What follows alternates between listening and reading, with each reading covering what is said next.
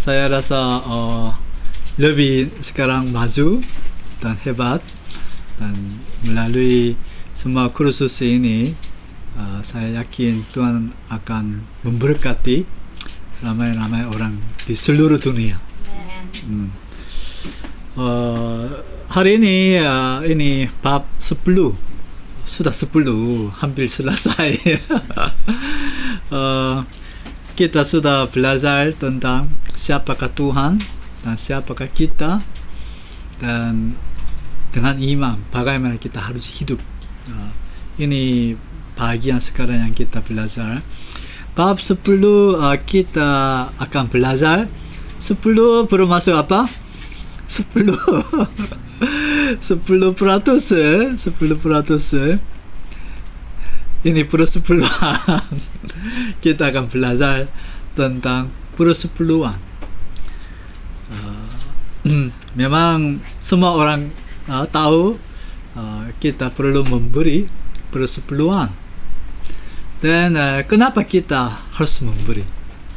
Ini persepuluhan kita pakai untuk apa? Kenapa suruh persepuluhan? Kita akan belajar ini. Bukan untuk saya paksa Anda untuk memberi persepuluhan, tetapi saya mau mengungsi apakah firman Tuhan tentang persepuluhan, dan Anda boleh diberkati melalui hal ini. So Malaki 3:10 di sini berkata, ini persepuluhan ini sangat penting. Kenapa penting? Untuk diberkati. Untuk diberkati. Ini Tuhan berkata. Biasanya kita berpikir, ini persepuluhan ini beban lah. Kenapa Tuhan suruh ini? Melalui ayat ini kita dapat memahami, Tuhan mau memberkati kita melalui persepuluhan. Inilah tujuan Tuhan. So mari kita baca sama-sama. Bawalah, ready, go. Bawalah seluruh persepuluhan itu ke dalam rumah perbendaharaan, supaya apa persediaan makanan di rumahku, dan pujilah aku, firman Tuhan semesta Allah.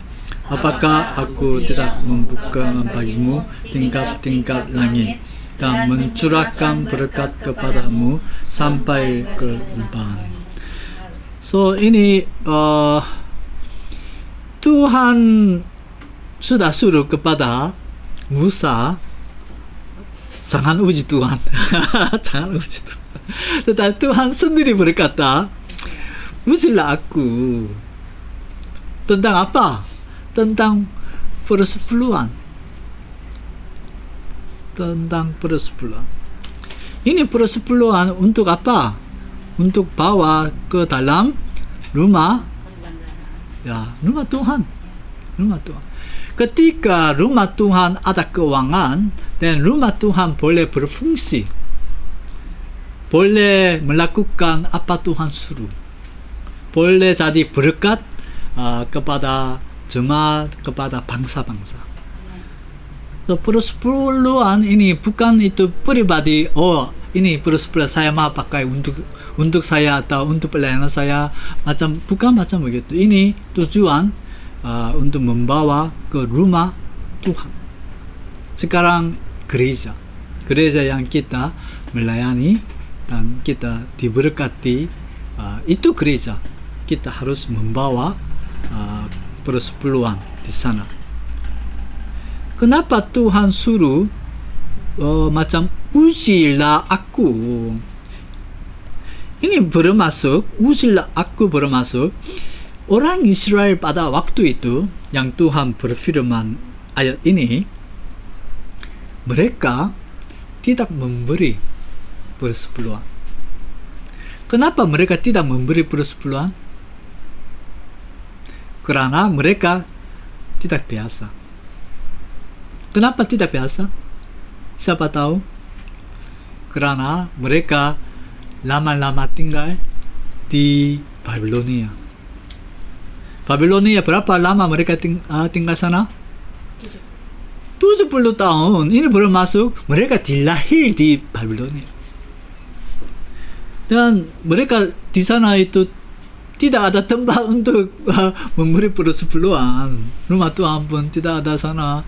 Itu sebab di dalam kehidupan mereka tidak pernah buat ini.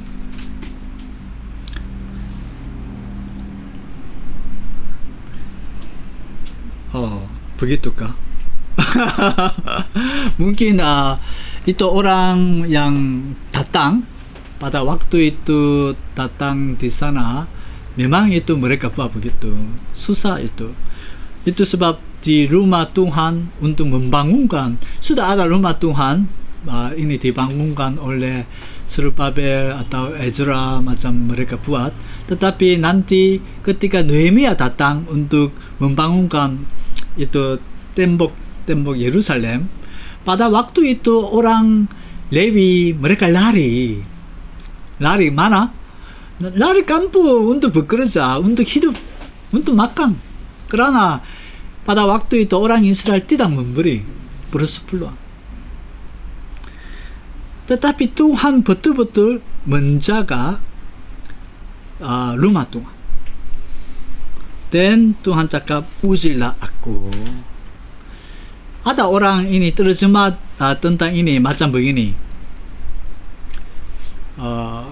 Ini belum masuk, Tuhan betul-betul marah kepada orang Israel karena mereka tidak memberi persepuluhan. Itu sebab mereka terjemah macam begini, jangan main-main dengan saya sangat marah, saya akan membinasakan kamu karena kamu tidak memberi persepuluhan. Ini belum masuk. Ada orang terjemah macam interpretation macam begitu. Anyhow, melalui ini kita boleh tahu dan Tuhan mengingat perjanjiannya. Ketika kita buat ini, Tuhan betul-betul akan memberkati. Temu di sini bagaimana Tuhan memberkati. Dia akan membuka tingkap-tingkap langit. Wow. Ada tingkap-tingkap di sana. Macam ini belum masuk. Macam tidak macam 1 ringgit, 10 ringgit, 100 ringgit, terimalah. Bukan macam begitu. Bukan satu tingkap. Tingkap. Bukan sekali semua macam untuk buang. Buang begitu banyak berkat. Itu Tuhan bercakap di sini. Dan ini berapa banyak akan jadi mencurahkan berkat kepadamu sampai berkelimpahan penuh, tidak ada tempat untuk letak simpan, begitu banyak Tuhan sudah berjanji ini. So sekarang kita boleh belajar ini keuangan persepuluhan ini bagi apa? 3 sebab. Persepuluhan ini ada 3 sebab kenapa Tuhan suruh. Yang pertama, untuk bagi orang Lewi. Orang Lewi ada di sini, orang imam besar pun ada, dan imam dan itu orang Lewi yang bekerja sama ada di sini. Orang Lewi ini sebenarnya satu suku Lewi. Suku besar, tetapi Tuhan itu panggil mereka hanya untuk mengabdikan Tuhan, kerja Tuhan saja. Kenapa? Ini orang sebenarnya itu mereka ganti itu anak sulung yang dulu hidup di tanah Mesir. Di sana semua anak sulung bukan manusia saja, itu binatang juga sebenarnya sudah dibunuh, kecuali orang Israel saja. Tetapi Tuhan berkata, ini sebenarnya sudah mati mereka juga, tetapi masih hidup.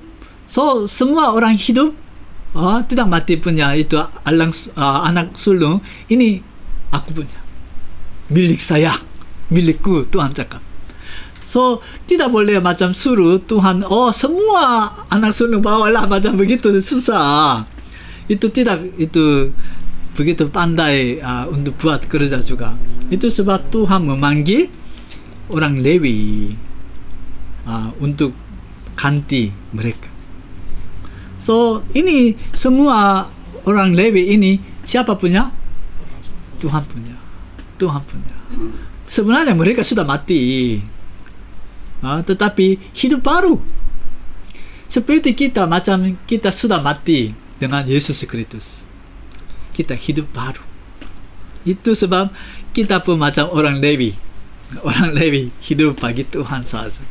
Selama kita hidup, tujuan itu untuk hidup bagi Tuhan saja.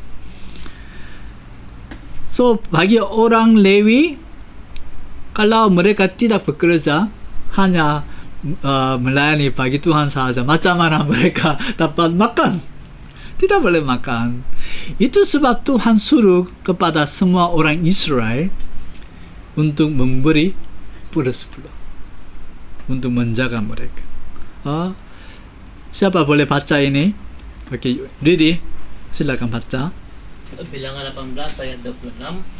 Lagi haruslah engkau berbicara kepada orang Lewi dan berkata kepada mereka, apabila kamu menerima dari pihak orang Israel persembahan persepuluhan yang kuberikan kepadamu dari pihak mereka sebagai milik pusakamu, maka haruslah kamu mempersembahkan sebagian daripadanya sebagai persembahan khusus kepada Tuhan, yakni persembahan persepuluhanmu dari persembahan persepuluhan itu.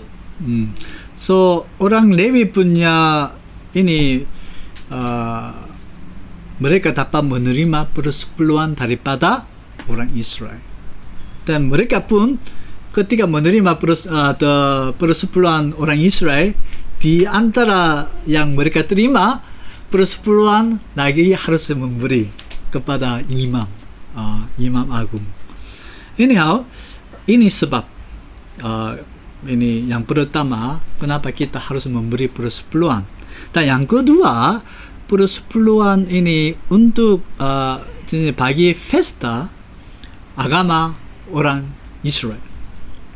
Di sini kita dapat melihat apa itu acara, itu pesta sini, macam trumpet, hari Yom Kippur, atonement, yang itu Yesus mati macam untuk kita, ini mengorbankan untuk mengampuni dosa. Ini hari. Dan ada itu tabernacle, kemah, hari kemah, tabernacle. So ini tiga activity macam terus sambung bulan ini. So pada waktu itu orang Israel di mana-mana mereka ada, mereka harus datang. Dan bukan ini saja, ada hari lain juga, Passover ada sini juga, unleavened bread, dan hari Pentecost pun ada sini. So ketika hari yang besar itu orang Israel datang. So ketika mereka datang, apa harus buat? Harus makan. Dan itu bukan mereka saja makan, sana orang yang datang semua harus makan sama-sama. Dan mereka buat di sana apa? Korban. Mereka harus mengorbankan. So mereka perlu korban. So siapa akan bayar? Itu. So mereka lah harus bayar.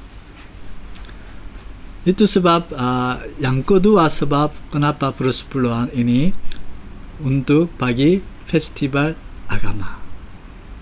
Oke. Didi boleh baca lagi.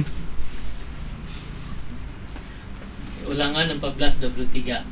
Di hadapan Tuhan Allahmu, di tempat yang akan dipilihnya untuk membuat namanya diam di sana, haruslah engkau memakan persembahan persepuluhan dari gandummu, dari anggurmu dan minyakmu, ataupun dari anak-anak sulung lembu sapimu dan kambing dombamu, supaya engkau belajar untuk selalu takut akan Tuhan Allahmu. So ketika mereka datang harus diam di sana, dan buat apa? Harus makan persembahan persepuluhan dari sana. So ini banyak itu ada mereka bawa pada waktu itu. So kalau jauh tidak boleh bawa semua. Itu sebab mereka itu tukar dengan keuangan, bawa keuangan sana beli lagi untuk mengikut pesta ibadah di sana. Oke, ini tujuan yang kedua persepuluhan ini. Dan yang ketiga, ini persepuluhan untuk orang miskin juga, orang miskin. Di sini ada orang miskin ini suku negara apa tidak tahu, bukan Malaysia. Indonesia kah? Tidak ada. Macam sekarang satu negara yang kaya juga ada orang miskin. Tetapi negara banyak negara sendiri pun ada miskin. So Tuhan suruh untuk menjaga orang miskin pada waktu di sana juga. Oke. Ready lagi, silakan baca. Ulangan 14, 28 hingga 29. Pada akhir 3 tahun, engkau harus mengeluarkan segala persembahan persepuluhan dari hasil tanammu dalam tahun itu, dan menaruhnya di dalam kotamu. Maka orang Lewi, karena ia tidak mendapat bagian milik pusaka bersama-sama engkau dan orang asing, anak yatim dan janda yang di dalam tempatmu, akan datang makan dan menjadi kenyang, supaya Tuhan Allahmu memberkati engkau di dalam segala usaha yang dikerjakan tanganmu.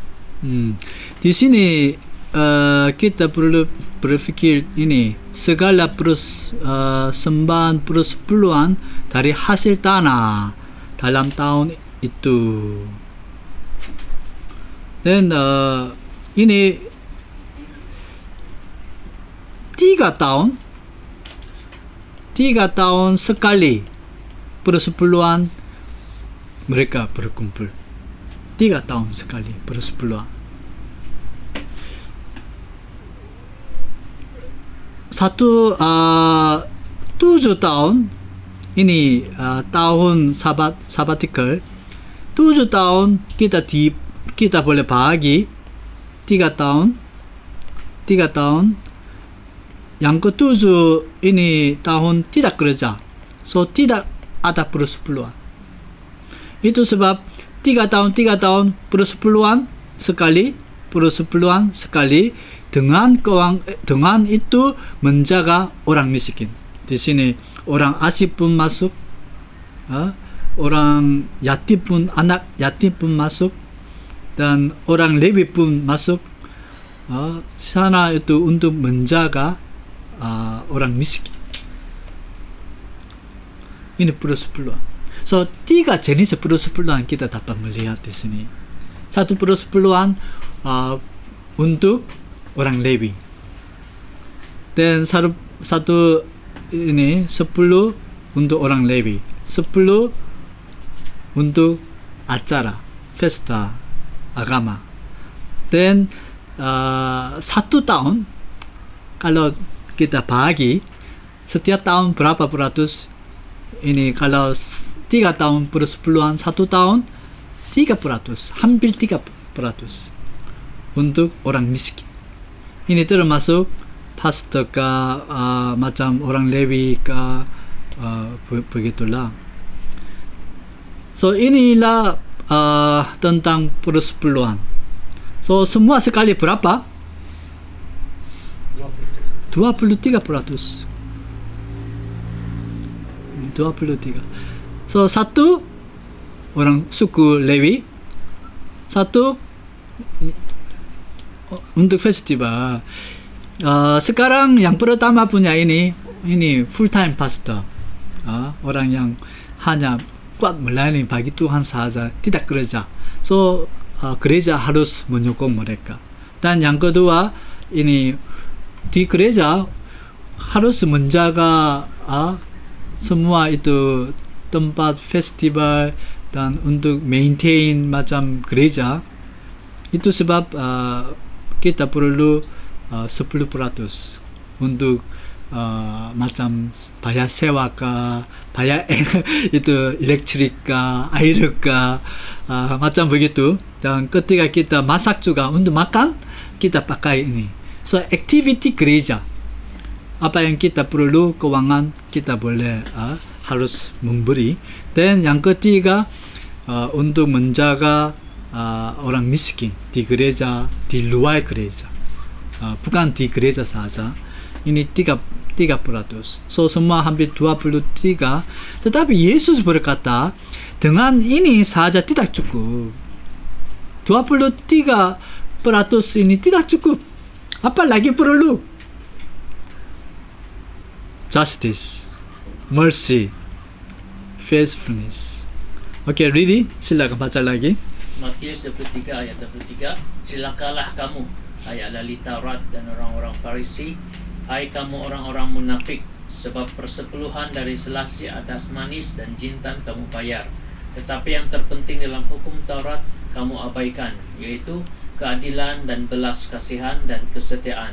Yang satu harus dilakukan dan yang lain jangan diabaikan.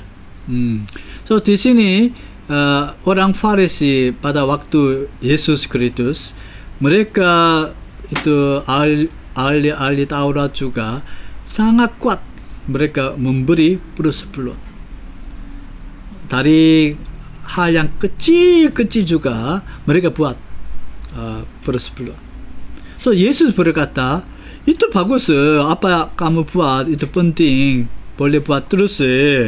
Tetapi jangan lupa keadilan, belas kasihan, kesetiaan. Ini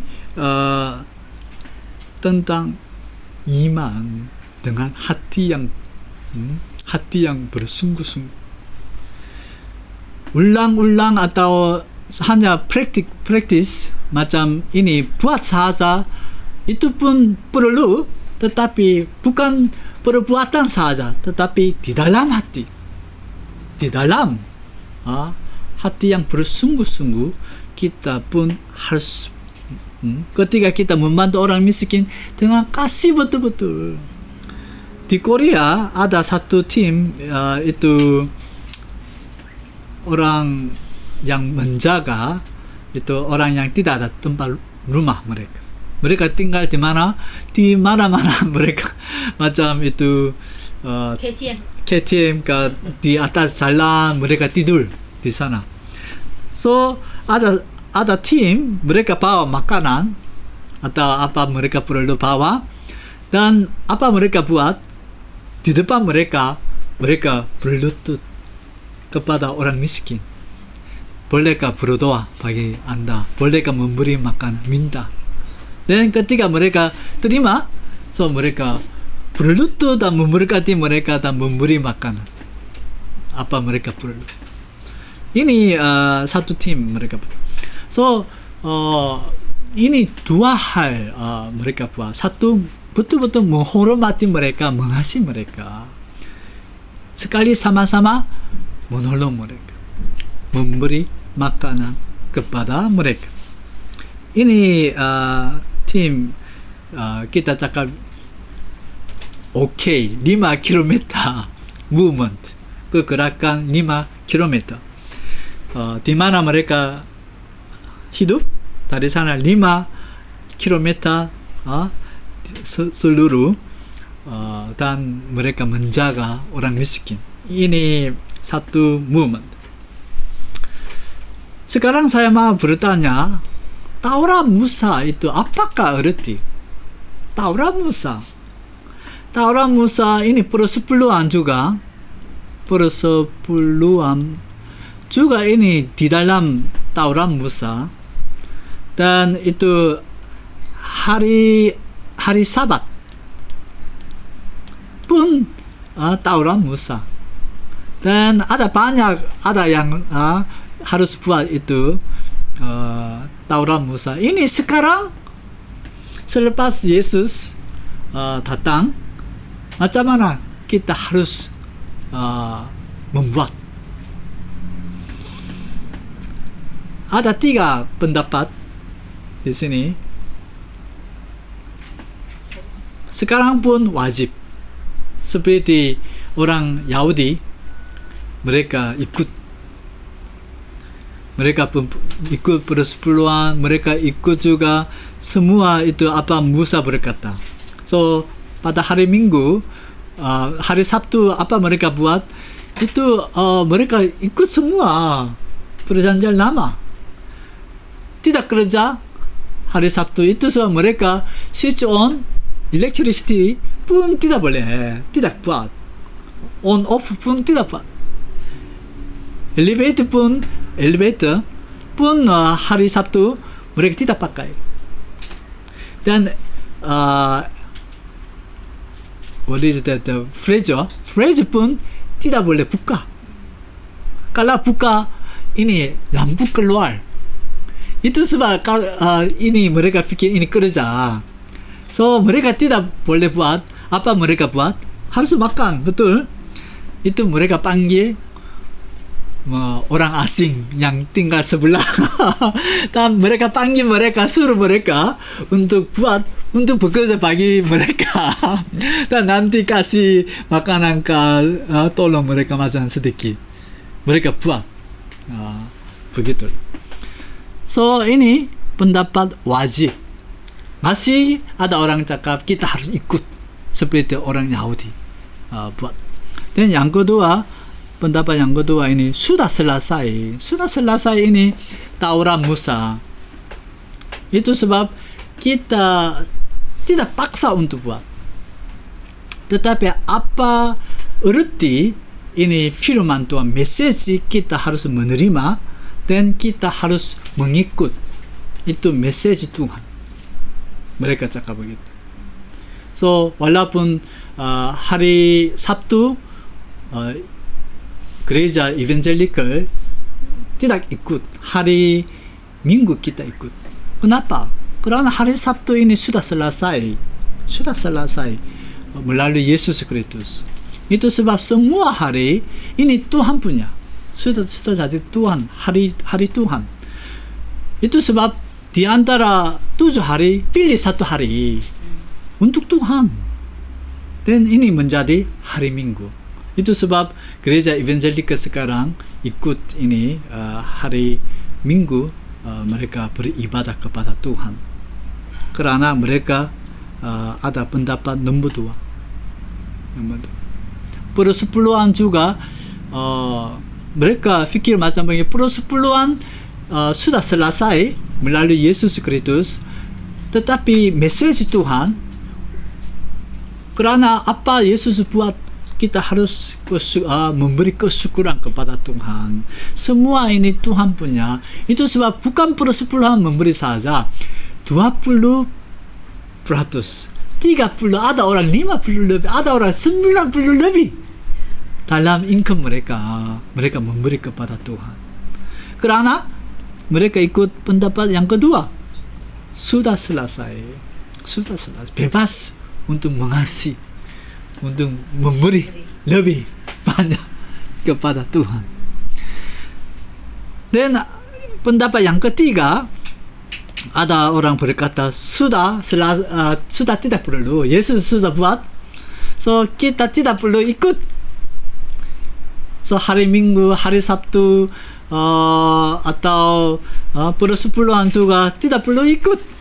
Kita harus buanglah ini semua. Taurat Musa berkata kepada orang perempuan Samaria, bukan gunung ini Samaria, bukan gunung di Yerusalem, tempat mana-mana boleh. Ini bermaksud bukan seorang beribadah.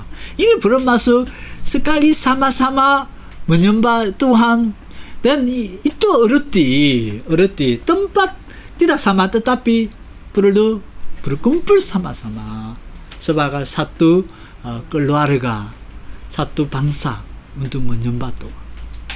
Ini mesej. Oke, adakah soalan apa-apa tentang apa Anda sudah belajar?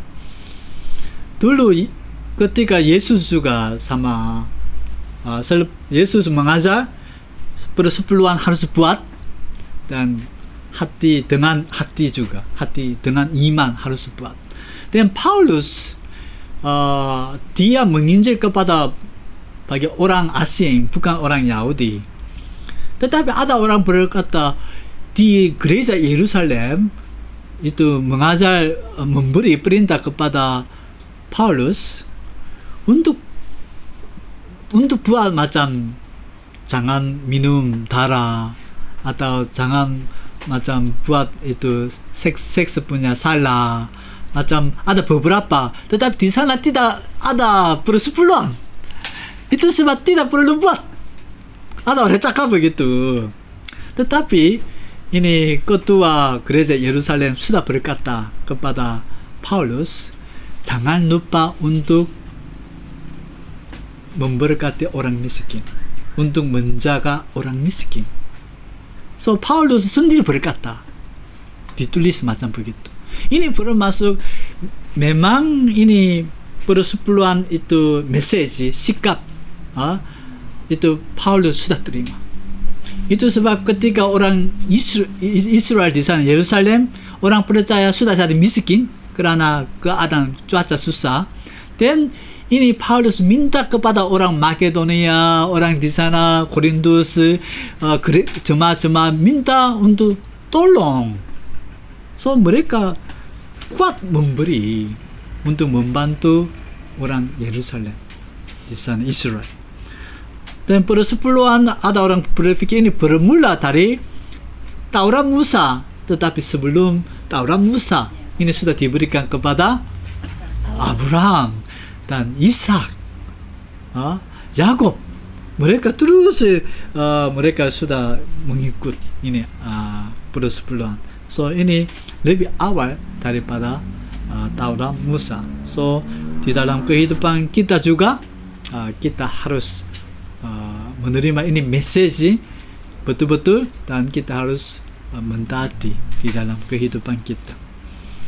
Oke, terima kasih semua. Dan sekarang kita akan buat small group coaching.